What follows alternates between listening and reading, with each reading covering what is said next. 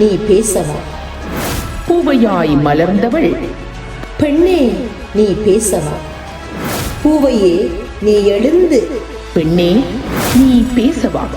புதுமைகள் பேசிட அமைந்திட்ட களமிது. பெண்ணே நீ பேசவா? நெஞ்சத்தில் உள்ளதை நேர்கொண்ட எண்ணத்தை அஞ்சாது முன்னின்று பெண்ணே நீ பேசவா? அன்னையாய் தந்தையாய் அகில உலகம் போற்றிடும் தாயவள் பெண்ணே நீ பேசவா? பெண்ணே நீ பேசவா?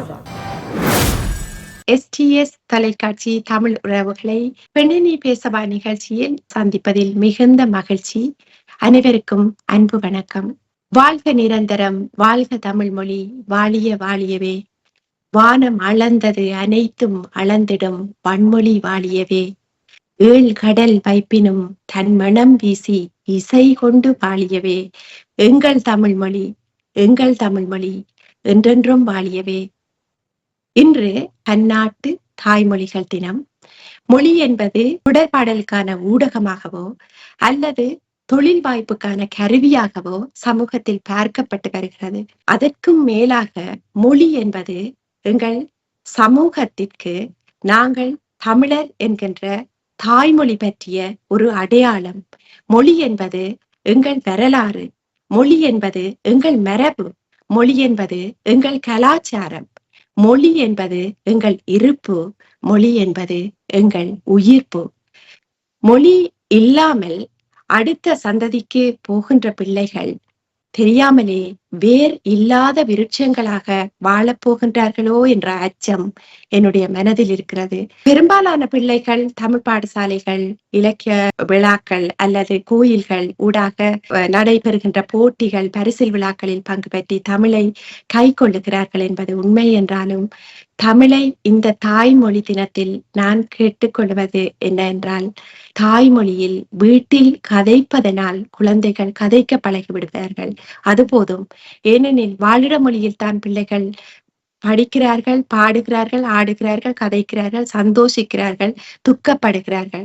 எங்கள் தாய்மொழியில் வீடுகளில் கதைப்பதால் மட்டும் நாங்கள் ஒரு சில மாற்றங்களை எங்கள் குழந்தைகளின் வருங்கால பிள்ளைகளின் வாழ்வில் ஆக்கலாம் என்ற கருத்தை முன்வைத்துக் கொண்டு இன்றைய நிகழ்வின் அதிதியாக கலந்து கொள்பவர் திருமதி பூங்கோதை ஸ்ரீஹரன். தாய்மொழிக்கான தினத்தில் இவரது வருகை பொருத்தப்பாடுடையது.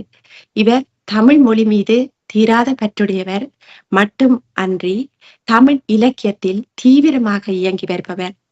ஒரு கவிஞராக நன்கு அறியப்பட்டவர். இசை பாடல்களை எழுத வல்லவராக இருக்கின்றார். அத்துடன் நல்ல ஒரு நூல் விமர்சகராக இருக்கின்றார், ஆசிரியராக இருக்கின்றார். எல்லாவற்றிற்கும் மேலாக தன்னை கல்வி பாதையில் உயர்த்தி கொண்டு தான் கொண்ட சமூகத்திற்கு, தமிழ் சமூகத்திற்கு கல்வியினால் பெற்றவற்றை கொடுக்க வேண்டும் என்ற தீவிரமான விருப்பமுடையவர். இவரை இந்த நாளில் சந்திப்பதில் மனப்பூர்வமாக மகிழ்ச்சி அடைகின்றேன்.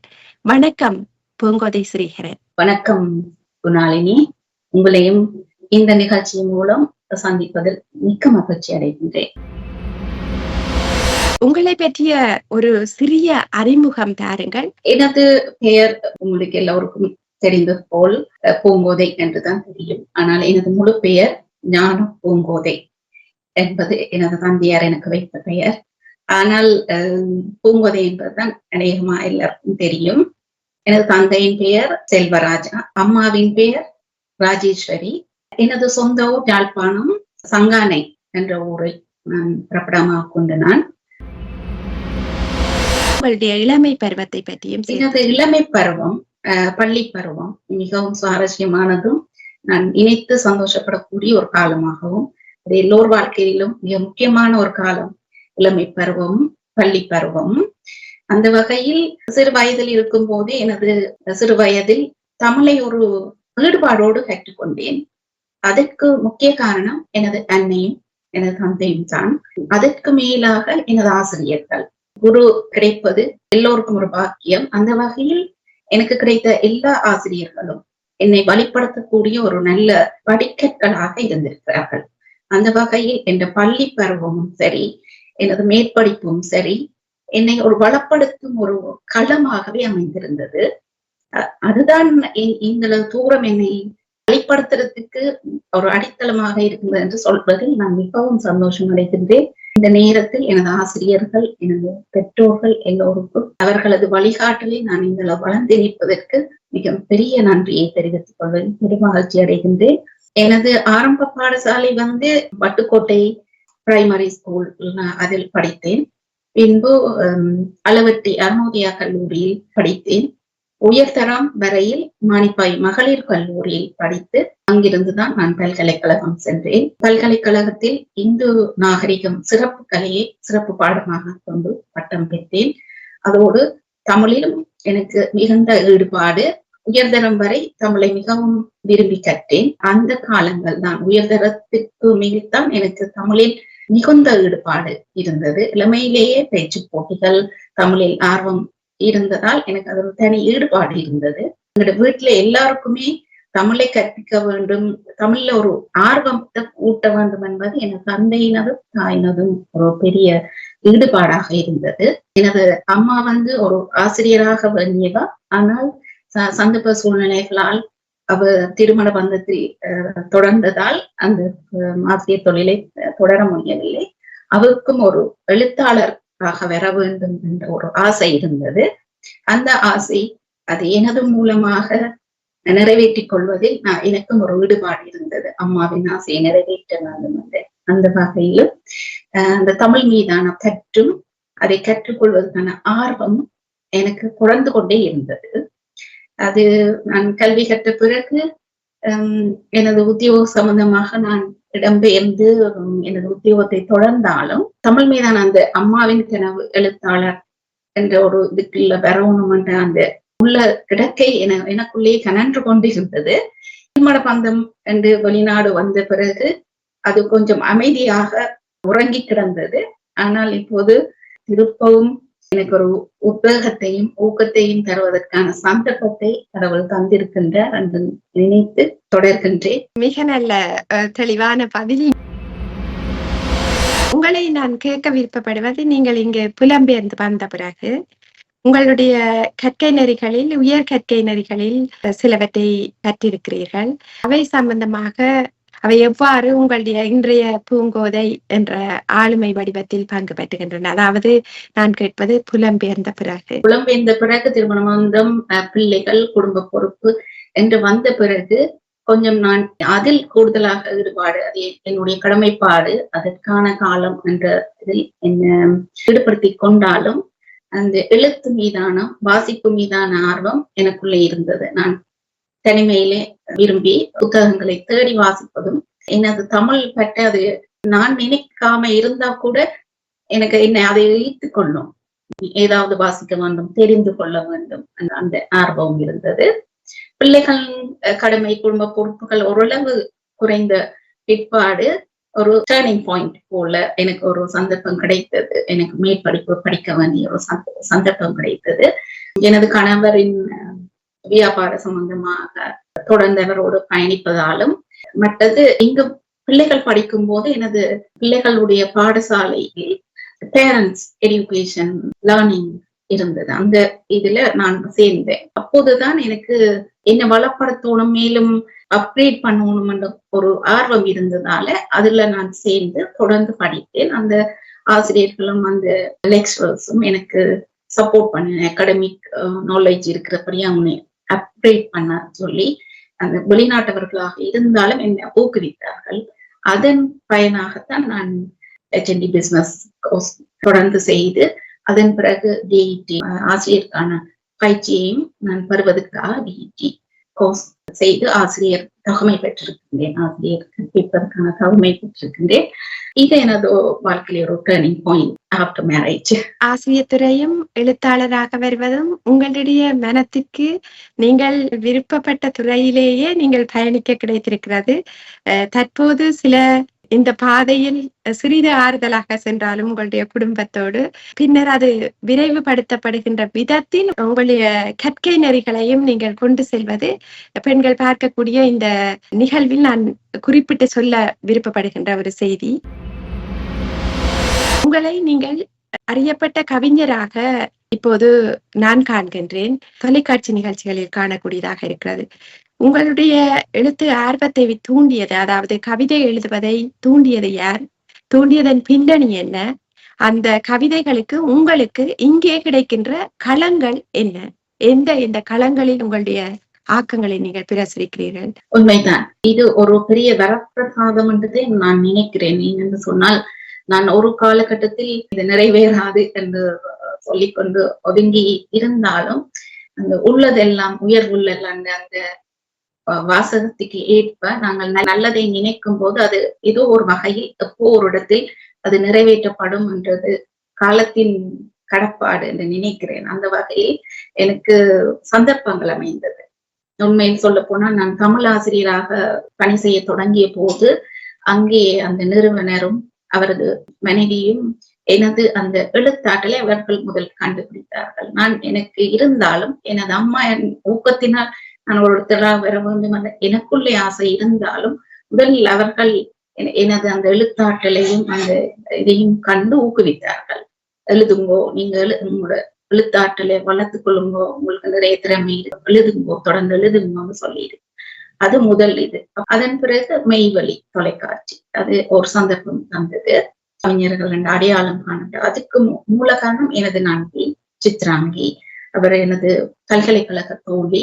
உண்மையில் சொல்ல போனா நண்பர்கள், எங்களை பற்றி முழுமையாக தெரிந்த எமது திறமைகளை தெரிந்த நண்பர்களின் ஊக்கம் என்னை வழிப்படுத்தினது இன்னொரு காரணம் என்று சொல்லலாம். எழுதுவதற்கும் பாடல்களை இயற்றுவதற்கும் அதற்கான களங்கள் எமக்கு கிடைப்பதை அறிந்து அந்த களங்களையும் இவ்வாறுதான் நான் பெற்றுக்கொண்டேன். கவிதை நான் அப்பப்போ தொடர்ந்து எழுதி கொண்டு வருவது, பள்ளி காலத்திலே இருந்து எழுதி கொண்டு வருவது, அது அவர்களுக்கும் தெரியும். அதனால் நான் என்னை வெளிப்படுத்த முடியவில்லை. வெளியில நான் அமைதியாக இருந்த வெளியே கொண்டு வர முடியவில்லை. எனது நண்பர்கள் எல்லோரும் ஊக்கம் கொடுத்து கவிதைகளை அவர்கள் ஊக்குவிப்பார்கள், ரசிப்பார்கள். அதன் மூலம்தான் எனக்கு மெய்வழி தொலைக்காட்சியின் கவியரங்கம் கிடைத்தது. அதன் மூலம் நான் எனது வளத்தை வளர்த்துக் கொண்டேன். அதுக்கான சந்தர்ப்பங்கள் கிடைத்தது. அதன் பிறகு பிம்பம் நிறுவனத்தினோடு நூல்கள் விமர்சனம் செய்வதற்கும் சந்தர்ப்பம் கிடைத்தது. எனது பல்கலைக்கழக தோழி, அவரது கணவர் மலர்விழி கபேஷன், இவர்களது மூலம்தான் எனக்கு நூல் விமர்சனங்கள் கிடைத்தது. அவர்களுக்கு தெரியும் நான் நிறைய புத்தகங்கள் வாசிப்பது ஆற்றல் இருக்கிறது என்று. அவர்கள் அப்படியே உள்ளுக்குள்ளே இருக்காமல் வெளியில வர சொல்லி அவர்கள் தான் ஒரு தளத்தை எனக்கு அமைத்து தந்தார்கள். இப்போது தொடர்ந்து நான் பிம்பம் நிறுவனத்தில் கவிதைகளாகட்டும், நாவல்களாகட்டும், சிறுகதையாகட்டும், அவையை பற்றி விமர்சனங்கள் மூலம் நான் நிறைய கற்றுக்கொண்டேன், அறிந்து கொண்டேன். என்னை பலப்படுத்தக்கூடிய தளங்களாக இவைகள் தான் அமையும். உங்களுக்கு பிடித்த எழுத்தாளர்கள் அல்லது பிடித்த எழுத்துக்கள் என்று நீங்கள் எவற்றை சொல்லுவீர்கள்? எழுத்தாளர்கள் என்று வரும்போது எல்லாரும் எங்களது ஈழத்து எழுத்தாளர்களும் சரி, தமிழ்நாட்டு எழுத்தாளர்களும் சரி, வேற மொழிபெயர்ப்பு எழுத்தாளர்களும் சரி, எனக்கு எல்லா எழுத்துக்களுமே பிடிக்கும், வாசிக்க பிடிக்கும், எல்லாரையும் பிடிக்கும். ஆனா குறிப்பாக நான் சொல்ல விரும்புவது எமது ஈழத்து எழுத்தாளர்கள், குறிப்பிட சொல்லக்கூடிய சமகாலத்து முத்துலிங்கம் அவர்களுடைய எழுத்துக்கள், மற்றது எமது ஈழத்து எழுத்தாளர் எல்லாருமே அகஸ்தியன், மகாகவி எல்லாருடைய கவிதைகளும் கதைகளையும் நாங்கள் உயர்தரத்திலும் இருந்து பல்கலைக்கழகத்திலும் இன்று வரை அவர்களுடைய நூல்களை அறிந்து படித்துக் கொண்டிருக்கின்றோம். ஈழத்து எழுத்தாளர், பெண் எழுத்தாளர் ஆளுமைகள் என்று பார்க்கும்போது நாம் குறிப்பிடத்தக்கது ராஜேஸ்வரி பாலகிருஷ்ணன் மற்றும் பானுபாரதி, கீதா கணேஷ், பரிமலா பிரதீபன் போன்ற பெண் ஆளுமைகள் நமக்கு மிகவும் அவர்களுடைய ஆளுமைகளை பின்பற்றக்கூடியதான ஒரு குறிப்பிடத்தக்கவர்களாக இருக்கிறார்கள் என்று சொல்லலாம். அதை விட தமிழ்நாட்டு எழுத்தாளர்கள், அவர்கள் தாக்கம் எங்களுக்கு மிக அதிகமாக இருக்கிறது. அந்த வகையில் எனக்கு பிடித்த ஜெயகாந்தன், ஜெயமோகன் இருவர்களுடைய கதைகளையும் நான் வாசித்திருக்கிறேன். அவர்களுடைய காலத்திலிருந்தே பெண்களுக்கு ஒரு ஆண் எழுத்தாளர்களாய் இருந்தாலும் பெண்களுக்கு ஒரு புரட்சிகரமான ஒரு புதிய சிந்தனைகளை அவர்களை வெளிக்கொள்வதற்கான அந்த கருத்துக்களை கொண்ட எழுத்துக்களை அவர்கள் எழுதி கொண்டிருந்தார்கள். ஜெயமோகன் மலையாள பின்னணியில இருந்தாலும் அவர் தமிழ் எழுத்துக்களை கூட விரும்புறது, தமிழ் எழுத்துக்களை தேடி அவர் தன் ஆளுமையை வளர்த்த எழுத்துக்களை முக்கியமான காரணம் என்று அவர் சொல்றது களஞ்சியம். அவங்களுக்கு மொழியின் வளம் அவருக்கு பிடித்திருக்கிறது. தமிழ் மொழியின் வளம், நிறைய சொற்களஞ்சியங்கள், ஒரு சொல்லுக்கு நிறைய வளமான சொற்கள் இருக்கிறது. அது எழுத்துக்கோ அல்லது கவிதைக்கோ சொற்களஞ்சியங்கள் மிக முக்கியமானவை. அந்த வகையில் அவர் தமிழ் மொழியை, மலையாளத்தை பின்னணியாக கொண்டிருந்தாலும் அவர் தமிழ் மொழிக்கு பலம் சேர்த்து கொண்டிருக்கிறார்.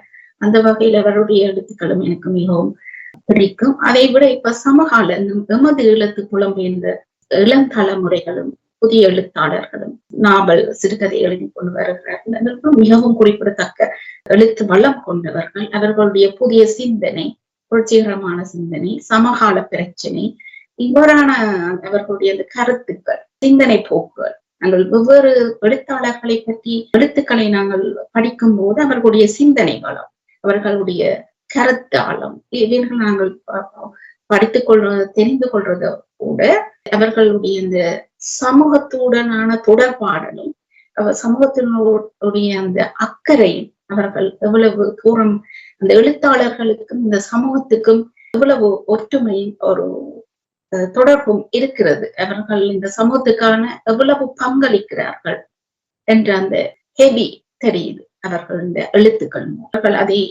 அதை வாசித்து வளப்படுத்தி தங்களை மேம்படுத்திக் கொள்வதற்கான சந்தர்ப்பங்களை கொஞ்சம் நாங்கள் கூடுதலாக செய்ய வேண்டும் என்பதுதான் என்னுடைய அபிப்பிராயம். இலக்கிய சூழலில் பெண்கள் தங்களுடைய வேலை சுமைகள், தங்களுடைய தொழில், தங்களுடைய குடும்பம் அத்தனைக்கும் பிறகு இலக்கியத்திற்குள் வருகின்ற பெண்கள் மிக மிக மிக குறைவாகத்தான் இருக்கிறார்கள். இலக்கியத்திற்குள் வருபவர்கள் குறிப்பிடத்தக்க விதத்தில் ஆளுமைகளாக, மேடை பேச்சு செய்பவர்களாகவோ, கவிதைகள் எழுதுபவர்களாகவோ இருக்கிறார்கள்.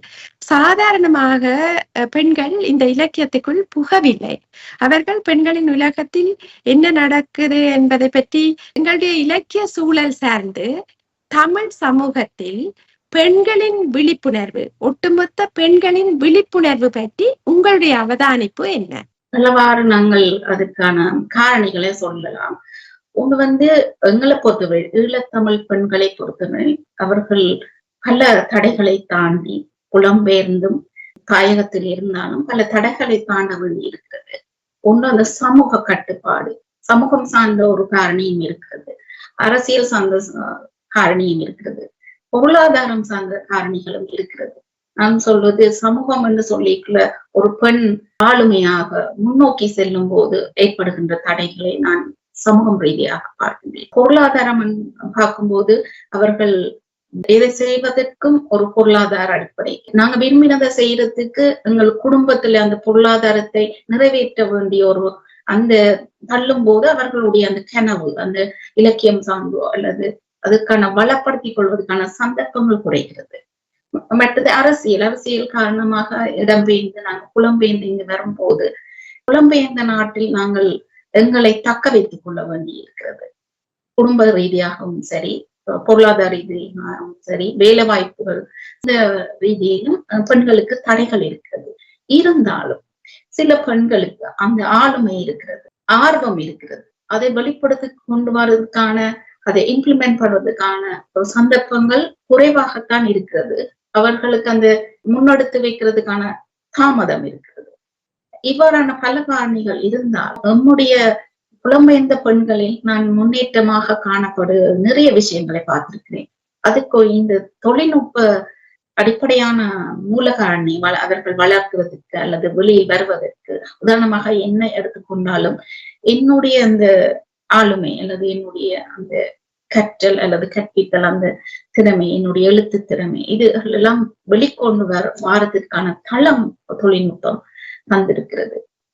இன்னும் பல முகநூல் தளங்கள் வழியாகவும் உங்களை வளப்படுத்திக் கொள்வதற்கான தகுதிகள் இருந்தாலும் சில பெண்கள் முகநூலுக்குள் சென்று தமது ஆக்கங்களை கொடுப்பதற்கு கூட தயங்குகிறார்கள். சமூக வலைத்தளங்கள் உள்ள பிரச்சனைகளை தாங்கள் எதிர்நோக்க அந்த வல்லமை இருக்க வேண்டும். இப்படியான சில தடைகளும் பெண்களுக்கு இருக்குது. இருந்தாலும் பெண்கள் வலிகளை மறந்து, வலிகளை தாண்டி, எத்தனையோ தடைகளை தாண்டி அவர்கள் சாதிக்கிறார்கள். குடும்பத்திலும் சரி, வேலை பார்க்கிற இடத்திலும் சரி, எதையிலும் அவர்களுக்கு வல்லமை இருக்கிறது தாண்டி வருவதற்கு.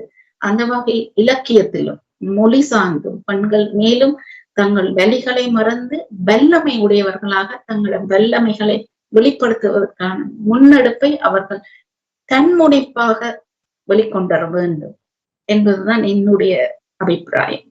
நேரடியாக பங்கு பெற்றுகின்ற விழாக்களில் ஈழத்து பெண்கள் கருதி மிக குறைவான தொகையினர் தான் பங்கு பெற்றுகிறார்கள். ஆனால் முகநூல் அல்லது இன்ஸ்டாகிராம் அவ்வாறான வெவ்வேறான இணையதள சேவைகளினூடாக பெரும்பாலான ஈழத்து பெண்கள் நேரடியான விழாக்களில் ஆண்களுக்கான பங்கு பெற்றுவதற்கான எண்ணிக்கையோடு பார்க்கும்போது பெண்களின் தொகை மிக குறைவாக இருக்கின்றது.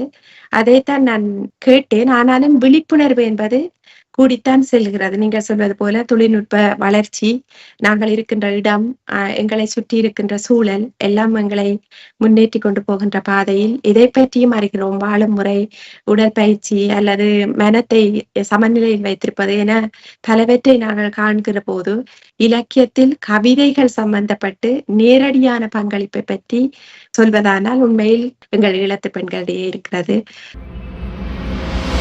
உங்களுடைய திறமைகளின் பக்கம் மீண்டும் வந்தால், நீங்கள் இசை பாடல்களையும் எழுதியிருக்கிறீர்கள். மிகவும் மனத்தை உருக வைக்கின்ற 2-3 பாடல்களை நான் கேட்டிருக்கின்றேன். குறிப்பாக நயினை நாகபூஷணி அம்மன் மீது அல்லது கோணமலை அம்மன் மீது நீங்கள் ஆக்கியிருக்கின்ற பாடல்கள், அந்த இசை பாடல்களை ஆக்குவதில் என்ன சவால்களை, என்ன நெருக்கடிகளை நீங்கள் சந்திக்கிறீர்கள்?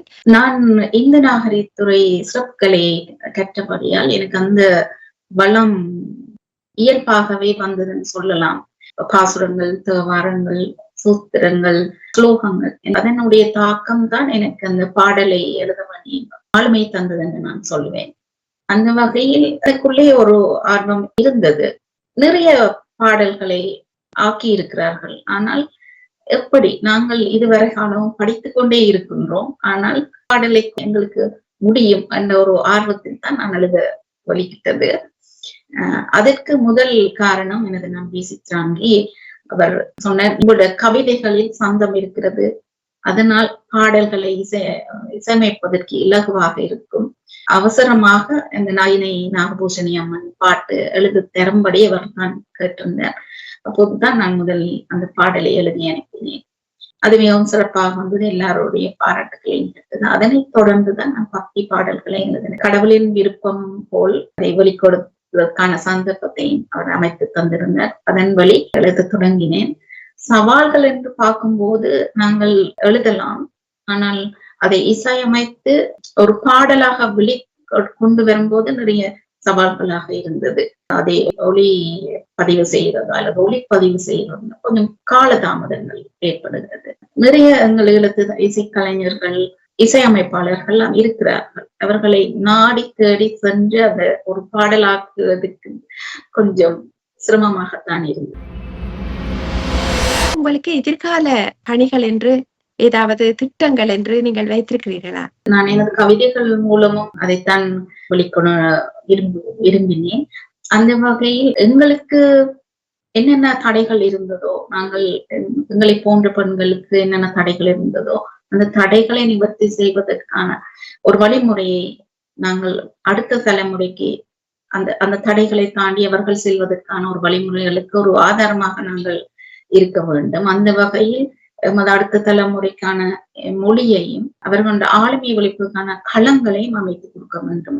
உதாரணமாக இப்ப மொழி என்று பார்க்கும்போது நாங்கள் இலக்கியங்கள், எங்களிடம் இருக்கிற நிறைய இலக்கிய வளம் இருக்கிறது. அந்த அவ்வளவுத்தையும் அடுத்த தலைமுறைகள் அறிந்து கொள்வார்களா, தெரிந்து கொள்வார்களா, அல்லது எமக்கு பிறகு அவர்கள் அதை தொடர்ந்து எடுத்து செல்வார்களா என்ற ஒரு பயம் இருக்கிறது.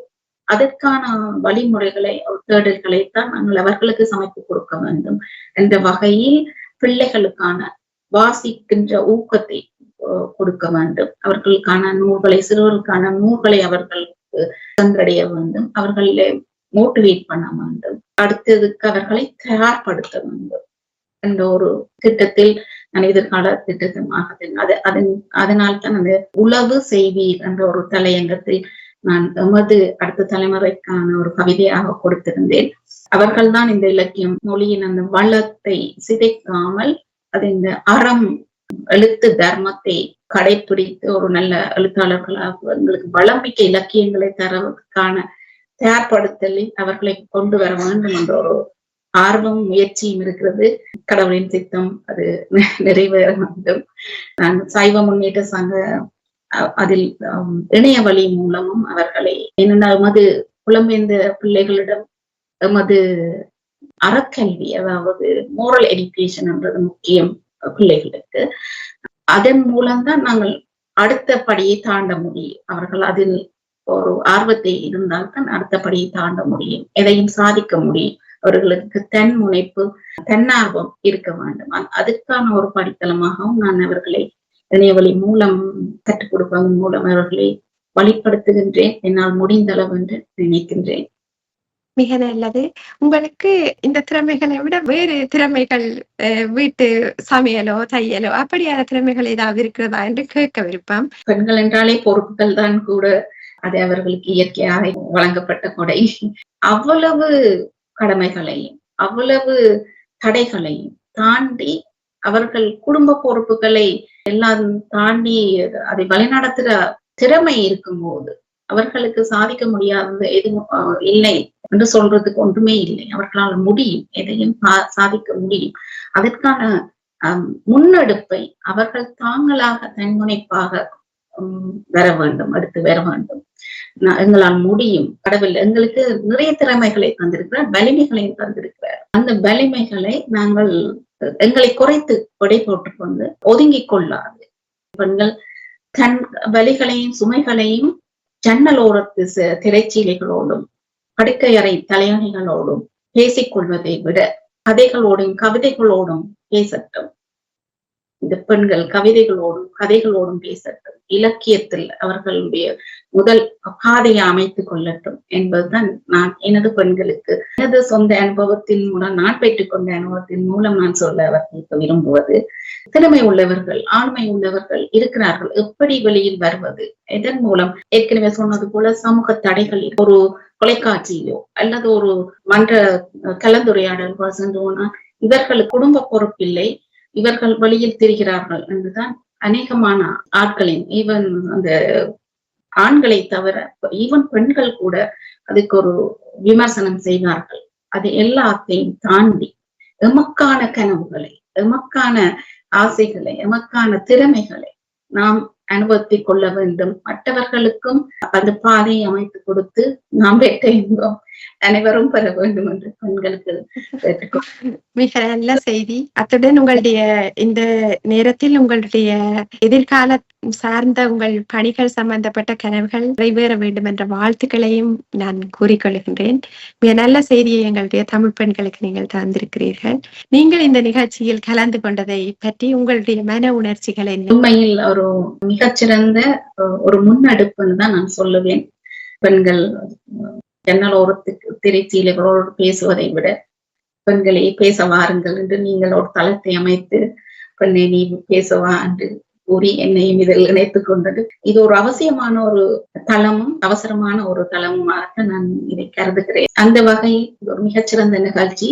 தொடர்ந்து ஆளுமை பெண்களை நீங்கள் ஆட்கொள்ள வேண்டும் என்று கூறிக்கொண்டு இந்த நிகழ்ச்சியிலே என்னை அழைத்து பேச வைத்தமைக்காக உங்களுக்கும் தொலைக்காட்சிக்கும் பார்த்து கொண்டிருக்கும் நேர்களுக்கும் என் அன்பான வணக்கத்தையும் வாழ்த்தையும் கூறி விடைபெறுகின்றேன். நன்றி. மிக நல்லது. தாய்மொழிகளுக்கான தினத்தில் தாய்மொழியில் அன்பு கொண்ட ஒருவரை சந்தித்து நல்ல செய்திகளை நாங்கள் கதைக்க கிடைத்தது. இதே போல இன்னும் ஒரு பெண் ஆளுமையோடு பெண்ணெனி பேசவா நிகழ்ச்சியில் சந்திக்கும் வரை அன்பு வணக்கம் கூறி விடைபெற்றுக் கொள்கிறேன். நன்றி, வணக்கம். பெண்ணே நீ பேசவா. பூவையாய் மலர்ந்தவள். பெண்ணே நீ பேசவா. பூவையே நீ எழுந்து. பெண்ணே நீ பேசவா.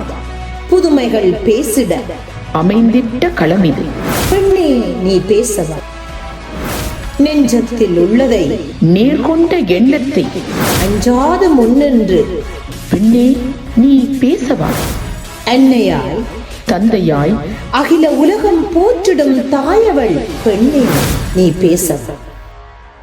பெண்ணே நீ பேசவா.